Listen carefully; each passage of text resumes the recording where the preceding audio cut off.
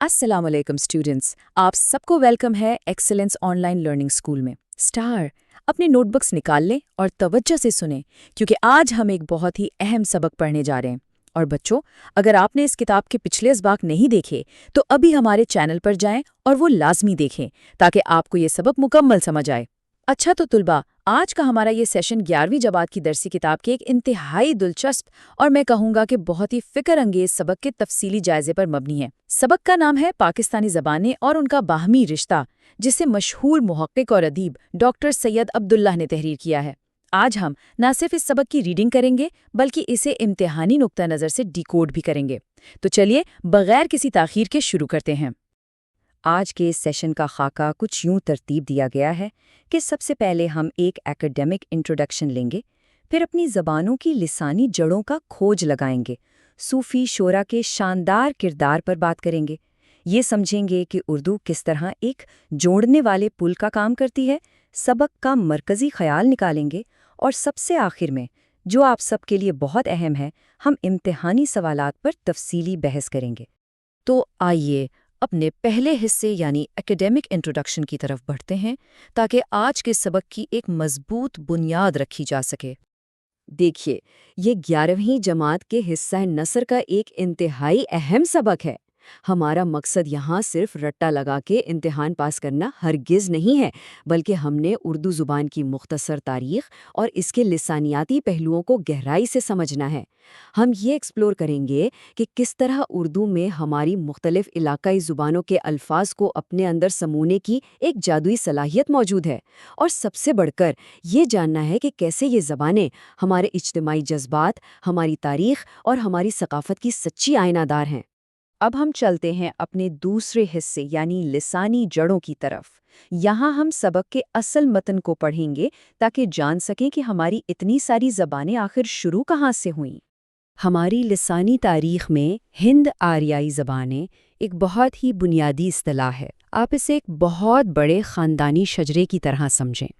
یہ وہ وسیع اور مشترکہ لسانی خاندان ہے جہاں سے ہماری زیادہ تر زبانیں نکلی ہیں۔ اب ظاہر ہے، جغرافیائی فاصلوں اور وقت گزرنے کے ساتھ ساتھ، جسے مصنف مرور زمانہ کہتے ہیں، ان علاقائی زبانوں میں تھوڑی بہت تبدیلیاں تو آتی گئیں، ان کے لب و لہجے بدلتے گئے۔ لیکن اگر ہم تھوڑا سا گہرائی میں جا کر ان کی جڑوں میں جھانکیں تو ان سب کا نقطۂ آغاز، ان کا ڈی این اے، یہی ایک ہند آریائی بنیاد ہے۔ کمال کی بات ہے نا کہ بظاہر مختلف نظر آنے والی زبانوں کی بنیاد دراصل ایک ہی ہے۔ اب ذرا اپنی کتاب کے اس اہم اقتباس پر غور کریں۔ میں اسے پڑھتا ہوں۔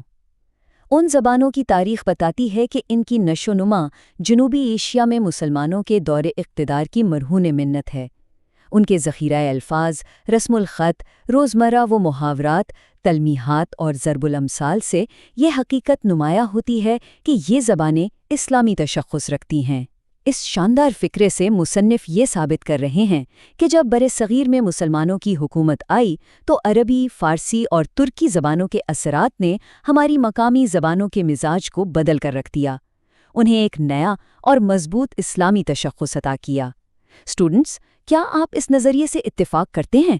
ذرا سوچیے گا اس پر۔ چلیے اب تیسرے حصے کی جانب بڑھتے ہیں، جہاں ہم یہ جانیں گے کہ روحانیت اور ہمارے عظیم صوفی شعراء نے ہماری علاقائی زبانوں کی تشکیل میں کیا شاندار کردار ادا کیا۔ مصنف کے یہ خوبصورت الفاظ ملاحظہ کریں۔ ان زبانوں کے شعر و ادب نے صوفیائے کرام کے فیوز و برکات کے سائے میں پرورش پائی، اور یوں ان زبانوں نے اخوت و مساوات، غیرت و حمیت اور باہمی مہر و محبت کی اعلیٰ انسانی اقدار کی پاسداری کا فریضہ انجام دیا۔ اسٹوڈنٹس، آپ کے خیال میں مصنف اس نقطے سے کیا ثابت کرنا چاہ رہے ہیں؟ دراصل وہ یہ بتا رہے ہیں کہ ہمارے صوفی بزرگوں نے کتابوں کی بجائے لوگوں کی عام بول چال کی زبان میں شاعری کی۔ انہوں نے اپنے کلام کے ذریعے جو امن، برابری اور محبت کا پیغام دیا، اسی نے ہماری تمام زبانوں کو آپس میں روحانی طور پر ایک لڑی میں پرو دیا۔ اب یہاں میری بات ذرا دھیان سے سنیے گا۔ امتحانی نقطہ نظر سے خاص طور پر معروضی سوالات یا ایم سی کیوز کے لیے ان صوفی شعراء کے نام یاد رکھنا آپ کے لیے انتہائی اہم ہے۔ سندھ کے درخشاں ستارے شاہ عبداللطیف بھٹائی اور سچل سرمست ہیں۔ پنجاب کی دھرتی سے حضرت سلطان باہو، وارث شاہ اور بلے شاہ کا نام ابھرتا ہے۔ سرحد، جسے اب ہم خیبر پختونخوا کہتے ہیں، وہاں کے عظیم نگینے خوشحال خاں کھٹک اور رحمان بابا ہیں۔ اور بلوچستان کے مایہ ناز شعراء میں جام درک اور مست وکلی شامل ہیں۔ میری آپ کو یہ پرزور نصیحت ہے کہ ان ناموں کو ابھی اپنی نوٹ بکس میں لکھ لیں اور انہیں اچھے سے یاد کر لیں۔ اب ہم آتے ہیں اپنے چوتھے اور میرے نزدیک اس سبق کے سب سے مرکزی اور دلچسپ حصے کی طرف، اردو بطور رابطہ زبان۔ کیسے یہ زبان ہمارے ثقافتی لحاظ سے مالا مال صوبوں کے درمیان ایک مضبوط پل بنتی ہے؟ دیکھیے، اردو کی جو انفرادیت ہے نا، اسے سمجھنا بہت ضروری ہے۔ اس کی سب سے خوبصورت اور الگ بات یہ ہے کہ یہ کسی ایک مخصوص علاقے کی زبان نہیں، بلکہ یہ ہم سب کی زبان ہے۔ اور ایک بہت ہی دلچسپ حقیقت بتاؤں، ہمارے ہر صوبے نے یہ دعویٰ کیا ہے کہ اردو کی پیدائش ان کے یہاں ہوئی۔ محققین نے اس پر باقاعدہ کتابیں لکھی ہیں، جیسے حافظ محمود شیرانی کی پنجاب میں اردو، پھر سندھ میں اردو، سرحد میں اردو اور بلوچستان میں اردو۔ یہ چیز اس زبان کی ہمہ گیری کی، اس کی مقبولیت کی سب سے بڑی دلیل ہے۔ اور آج دیکھیے، اردو نے اپنے اندر ان تمام علاقائی زبانوں کے الفاظ جذب کر کے ایک خالصتاً اپنا پاکستانی لب و لہجہ اختیار کر لیا ہے۔ اس حقیقت کو مزید پختہ کرنے کے لیے یہ پیراگراف دیکھیں۔ مصنف بالکل واضح کرتے ہیں کہ آئین کی روح سے اردو پاکستان کی قومی اور سرکاری زبان ہے۔ اس زبان نے جہاں تخلیق پاکستان میں اہم کردار ادا کیا ہے، وہاں یہ وطن عزیز کے مختلف علاقوں کے مابین رابطے کا ایک اہم ذریعہ بھی ہے۔ یوں یہ زبان وحدت پاکستان کی ضامن بھی قرار پائی ہے۔ یہ بہت بڑی بات ہے اسٹوڈنٹس۔ وحدت کا ضامن ہونے کا مطلب یہ ہے کہ یہ وہ واحد کڑی ہے جو خیبر کی وادیوں سے لے کر کراچی کے ساحلوں تک اور کوئٹہ کے پہاڑوں سے لے کر لاہور کے میدانوں تک ہر پاکستانی کو ایک مشترکہ دھاگے میں پروتی ہے۔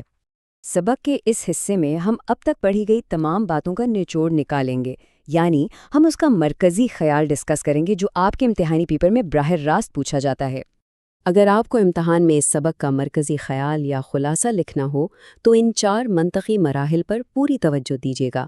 پہلا نقطہ، ہماری علاقائی زبانیں ہماری مقامی تہذیب کی آئینہ دار ضرور ہیں، لیکن ان سب کی جڑ ایک ہی ہند آریائی خاندان میں ہے۔ دوسرا نقطہ، صوفیاء کرام نے ان زبانوں میں اخلاقی اور اسلامی اقدار شامل کر کے ان کی بہترین آبیاری کی۔ تیسرا نقطہ، اردو وہ واحد رابطہ زبان ہے، یعنی لنگوا فرینکا ہے، جو تمام صوبائی اکائیوں کو آپس میں جوڑتی ہے۔ اور چوتھا اور آخری نقطہ، علاقائی زبانوں اور اردو کا رشتہ بالکل اٹوٹ ہے اور یہ دونوں مسلسل ایک دوسرے کو الفاظ دے کر فائدہ پہنچا رہی ہیں۔ بس یہ 4 نکات مصنف کے پورے فلسفے کو بہترین انداز میں سمیٹ لیتے ہیں۔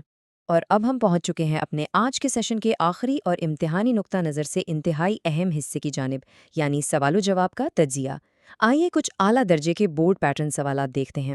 امتحان کے لیے پہلا اہم سوال یہ بن سکتا ہے، پاکستان کی مختلف علاقائی زبانیں کس طرح ایک مشترکہ اسلامی تشخص کی عکاس ہیں؟ جب آپ کے بورڈ پیپر میں یہ سوال آئے تو آپ کو ان کے مشترکہ الفاظ، ان کے رسم الخط اور خاص طور پر مسلمانوں کے دور حکومت کا حوالہ دینا ہوگا۔ آپ نے بتانا ہے کہ کس طرح عربی اور فارسی الفاظ کی شمولیت اور صوفیاء کرام کے پیغام نے مل کر ان زبانوں میں مساوات اور اخوت کی اسلامی اقدار کو ایک مستقل حصہ بنا دیا۔ دوسرا سوال بہت ہی کلاسک ہے اور اکثر ریپیٹ ہوتا ہے، اردو زبان کو وحدت پاکستان کی ضامن کیوں قرار دیا گیا ہے؟ اس تفسیری تشریحی سوال کے جواب میں آپ کو واضح کرنا ہوگا کہ اردو چونکہ کسی ایک علاقے کی مادری زبان نہیں، اس لیے اس پر ہر پاکستانی کا برابر حق ہے۔ آپ بتائیں گے کہ یہ بین الصوبائی رابطے کا سب سے طاقتور ذریعہ ہے اور یہی وہ آئینی اور جذباتی قوت ہے جو پوری قوم کو یکجا کرنے کی ضمانت دیتی ہے۔ تیسرا اور ایک اور اہم سوال یہ ہے کہ اردو اور علاقائی زبانوں کے باہمی ادبی تبادلے کو بیان کریں۔ اس کا بہترین اور مکمل جواب دینے کے لیے آپ کو یہ واضح کرنا ہوگا کہ یہ ایک 2 طرفہ راستہ ہے۔ علاقائی زبانوں کا جدید ادب اردو سے بھرپور استفادہ کر رہا ہے اور وہاں کا بہترین ادب اردو میں ترجمہ بھی ہو چکا ہے۔ دوسری طرف اردو نے بھی بے شمار علاقائی الفاظ، محاورات اور ضرب الامثال کو اپنا کر ایک خوشگوار اضافہ کیا ہے، جس سے اردو زبان مزید امیر ہوئی ہے۔ عزیز طلبہ، ہمارے اس تجزیے اور سبق کا اختتام مصنف کے اس انتہائی شاندار اور گہرے فلسفے پر ہوتا ہے کہ علاقائی طور پر ہم خواہ سندھی ہوں، پنجابی ہوں، پختون ہوں یا بلوچ، ہم سب سے پہلے پاکستانی ہیں۔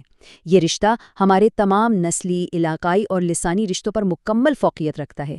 تو آخر میں آپ کے لیے یہ سوال چھوڑے جا رہا ہوں، ذرا سوچئے گا کہ کیا ہم واقعی اپنی روزمرہ زندگی میں اس لسانی اور قومی وحدت کا عملی ثبوت دے رہے ہیں؟ اسٹوڈنٹس، اس سبق کے نکات کو اپنی تحریر میں ڈھالنے کی کوشش کریں تاکہ امتحانی تیاری بہتر ہو سکے۔ اگر آپ کو یہ سبق پسند آیا تو ویڈیو کو لائک کریں اور اپنے دوستوں کے ساتھ شیئر کریں۔ براہ کرم ہمارے اس پلیٹ فارم کو سبسکرائب کرنا نہ بھولیں۔ اگلے سبق تک کے لیے اجازت دیجیے۔ خدا حافظ۔